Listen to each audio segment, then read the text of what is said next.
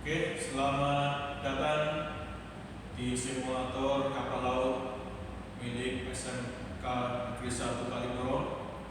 Di sini adalah tempat praktek untuk para taruna dalam rangka mempersiapkan para taruna untuk bisa terjun di kapal yang sesungguhnya.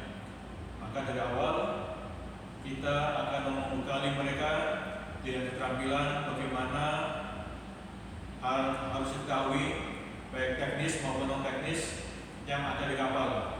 Kita mempunyai fasilitas yaitu simulator kapal ini. Maka dengan fasilitas ini maka anak akan kita latih di sini. Baik, untuk memulainya saya akan mempraktikkan dahulu apa saja bagian-bagian daripada simulator kapal laut ini. Baik, pertama kita akan melihat ruang kontrol daripada simulator kapal laut ini, yaitu ada suatu ruangan kecil. Di sini kelihatan instruktur room. Ini adalah khusus untuk para instruktur yang akan mengoperate atau mengatur bagaimana jalannya simulator yang akan nanti kita lihat. Oke, silakan. Kita akan masuk ke sini. Nah, di sini ada beberapa monitor. Yang pertama, monitor ini adalah untuk mengedit, melihat bagaimana posisi kapal akan kita tempatkan. Dalam hal ini, kita berada di wilayah Kalimantan, yaitu tepatnya di perairan Balikpapan. Nah, di sini bisa kita atur apa saja rambu-rambu, kedalaman, bagian peta yang harus ditampilkan atau tidak ditampilkan, bisa kita atur di sini. Berikutnya pada layar kedua, ini adalah untuk mengatur daripada kondisi lingkungan, kondisi kecepatan kapal, bagaimana lagi terus mengenai AIS, beberapa instrumen, ada AIS, ada mungkin pencahayaan, light, meteorologi, dan sebagainya. Ini contohnya, kalau hal ini untuk lingkungan, kita bisa mengatur berapa ketinggian daripada gelombang yang akan kita ujikan kepada anak-anak. Gelombangnya ada. Ini untuk arus, ada arus pasang surut, ada arus yang secara umum bisa kita masukkan data-datanya di sini. Juga arahnya, arah arusnya mau dari mana, mau kemana bisa kita mainkan, termasuk angin juga. Kita bisa mengatur semua di sini. Kondisi angin seperti apa yang akan kita berikan kepada pelatihan taruna di ruang simulator nanti. Ini ada skala Beaufort, segala macam bisa kita masukkan, termasuk angin, hujan, kondisi-kondisi yang ekstrim bisa kita kondisikan di sini. Baik, berikutnya ini adalah ruang kontrol untuk radar yang ada di ruang simulator. Sama, jadi kita bisa melihat di sini pergerakan-pergerakan bisa kita set di sini juga. Bagaimana nanti radar akan dimainkan untuk anak-anak di sana. Monitor keempat adalah ruangan untuk CCTV. Selain fungsinya untuk keamanan, di sini kita bisa untuk mengevaluasi pembelajaran yang telah kita laksanakan pada hari ini. Apa saja yang kurang, apa saja yang perlu ditambahkan, bagaimana reaksi daripada anak-anak, tanggapan daripada anak-anak. Mungkin dari tanggapan tersebut kita punya masukan untuk pembelajaran kedepannya atau berikutnya, bagaimana caranya atau apa saja yang harus kita lengkapi sehingga anak-anak akan lebih menguasai daripada pembelajaran pada praktek simulator ini. Baik, kita cukup di sini, kita langsung aja menuju ke ruang simulatornya. Jadi kita akan melihat apa saja yang ada di ruang simulator tersebut. Baik, berikutnya kita akan memasuki bridge room simulator, di mana ini adalah tempat praktek langsung anak-anak di ruang anjungan kapal. Mari kita masuk ke dalam. Ini adalah bagian daripada ruang prakteknya anak-anak. Tapi sebelum kita menjelaskan di sini, kita akan masuk terlebih dahulu di belakang daripada simulator ini, yaitu sistemnya bagaimana simulator ini, biar kita lebih jelas. Mari kita akan masuk ke ruang daripada kontrol mesinnya. Mari masuk ke dalam.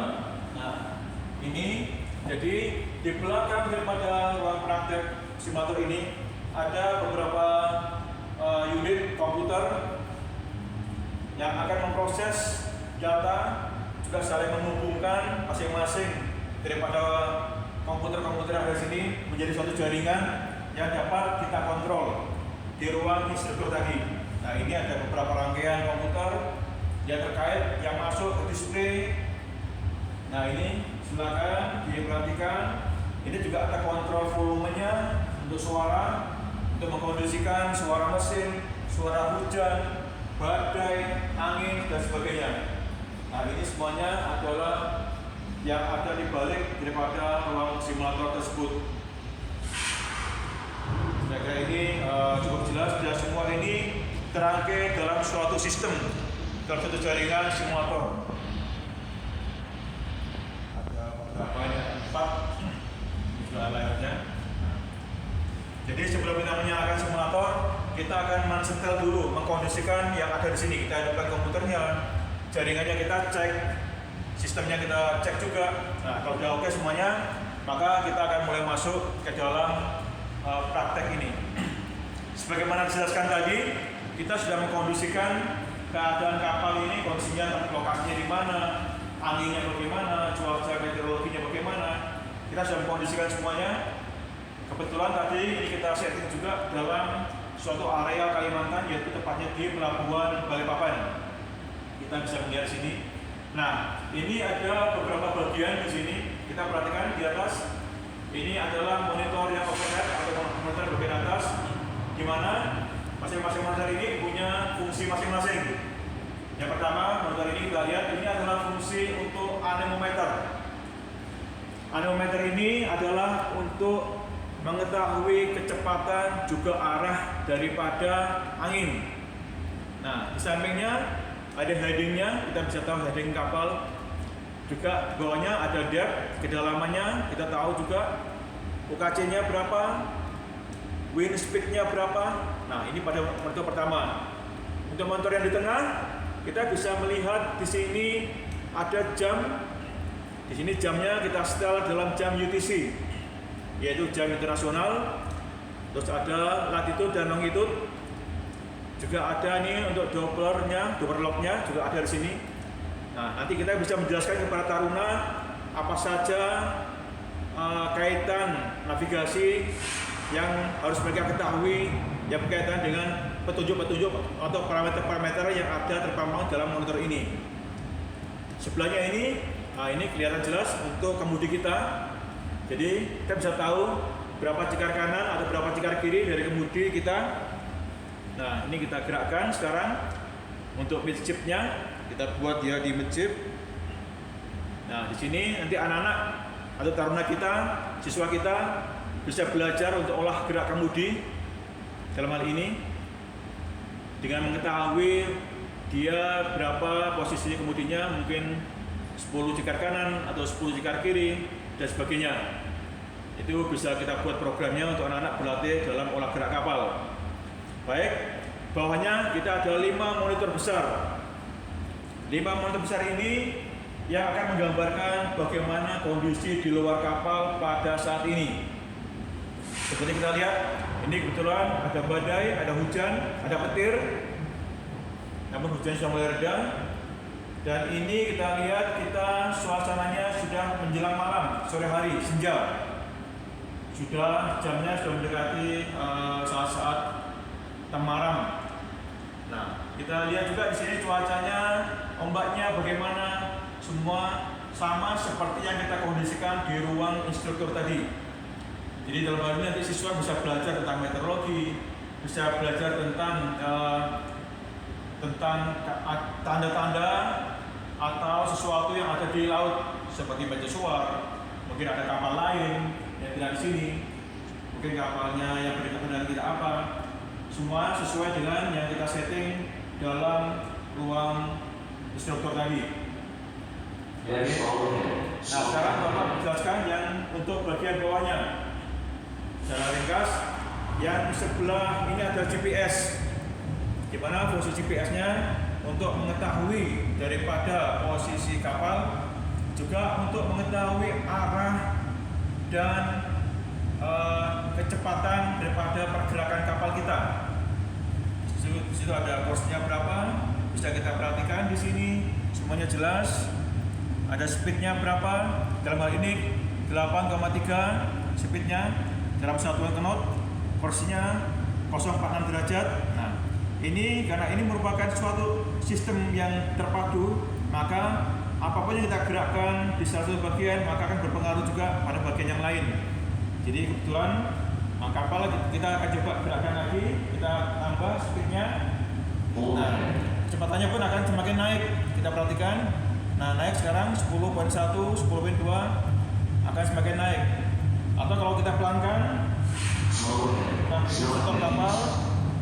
Nah, kapal pun nanti kecepatannya akan berpengaruh juga. Karena ini sudah merupakan rangkaian daripada sistem yang terpadu. Nah, kita perhatikan kecepatannya sekarang 11.0. Nah, masih sudah mulai pelan-pelan dia akan berubah, mungkin mengecil karena speednya sudah Bapak turunkan di sini.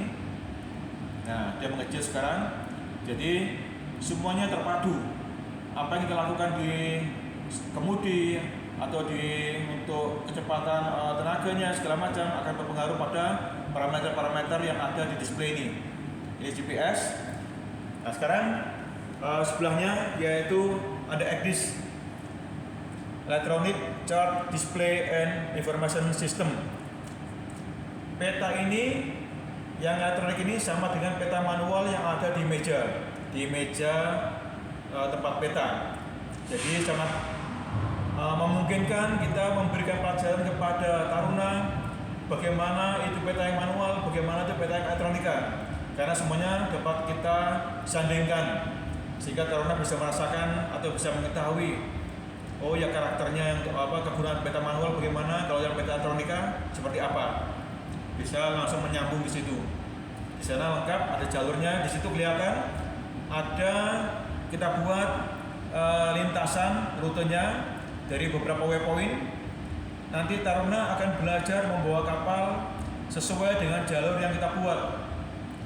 Jadi dalam hal ini ilmu pelajaran olah geraknya akan masuk di sini. Di samping kita juga memberikan pelajaran ilmu pelayaran datar. Jadi intinya semua pelajaran keahlian yang ada di sekolah ini bisa disatukan untuk prakteknya dalam simulator ini secara terpadu. Dari beberapa mata pelajaran akan kita sambung, akan kita jalin menjadi satu kesatuan.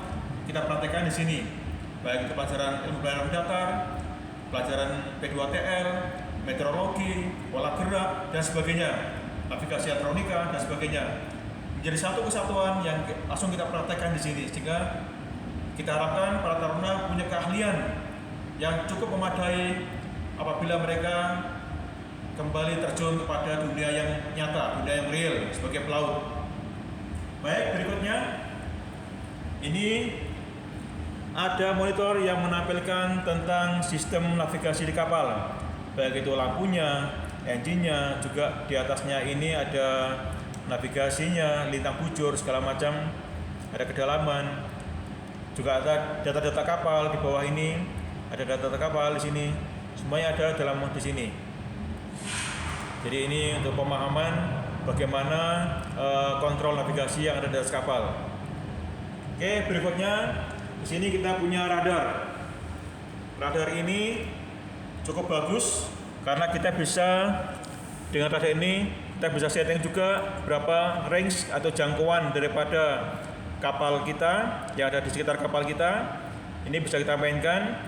Nah, ini juga kita tadi karena kita mengalami hujan, kita tahu di sini ada hujan tadi yang sudah kita lewati. Terus ini sekitar kita ada pulau-pulau tadi, Pulau Kalimantan. Terus ini kapal yang ada di sekitar kita tadi. Ini ada kapal sekitar kita. Data-datanya juga lengkap, lintang bujur segala macam. Kita bisa buat zonanya kapalnya yang untuk zona aman di sini.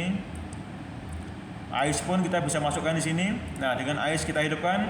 Di sini ada kapal yang terlihat, ada 2 kapal di sekitar kita. Lagi ini kita perbesar. Nah, ini ada 2 kapal di sekitar kita. Kita bisa memahami dengan cara ini. Maka anak-anak akan lebih paham lagi apa fungsi daripada radar, karena kita bisa langsung praktek di sini dengan kapal sekitar kita, dengan kondisi-kondisi yang real di sekitar kita, maka mereka bisa memahami. Jadi guard zone-nya kita bisa juga buat bikin sini. Ini AIS-nya juga berfungsi, kita bisa tahu data kapal yang di sekitar kita benar-benar ini real, mendekati real. Makanya simulator ini akan sangat membantu daripada pengetahuan atau wawasan para taruna kita untuk benar-benar siap bekerja di lapangan, di kapal. Terus kita juga punya radio langsung, jadi kita punya radio tadi yang untuk belajar komunikasi. Bagaimana komunikasi yang dipakai dalam dunia maritim. Ini bisa kita atur juga channelnya. Apakah kita langsung menggunakan channel 16, channel 12, channel pelayaran, atau kita menggunakan channel lain. Dan ini terhubung juga dengan yang di radio yang ada di ruang instruktur tadi.